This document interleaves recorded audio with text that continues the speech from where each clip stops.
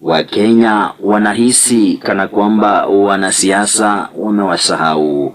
Wanahisi wanasiasa waliowachagua wao wenyewe wamewageuka na kurindima ngoma zao wao wenyewe.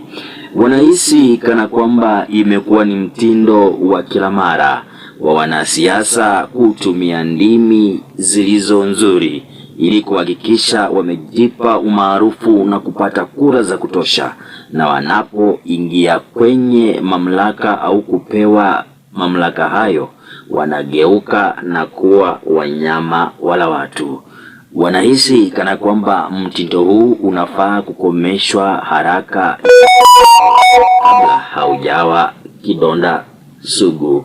Wanahisi kana kwamba mwaka wa 2027 ni mwaka ambao Wakenya wanafaa kuchukua fursa hiyo kurekebisha pale ambapo waliteleza mwaka wa 2022. Swali langu kwako wewe mpiga kura ni kwamba je, mwaka wa 2027 upo tayari kuhakikisha ya kwamba umefanya ndivyo na kufanya maamuzi ya kweli ambayo yataifanya Kenya kuwa taifa bora na sio bora taifa?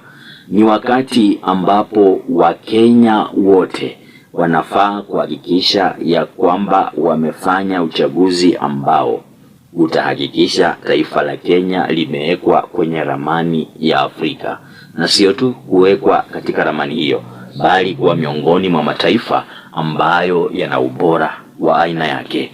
Nikiwa na ripotia J Family TV, jina langu ni Jerry K. Siku zote ukumbuke tutatimiza ndoto, mwanadamu asikutishe.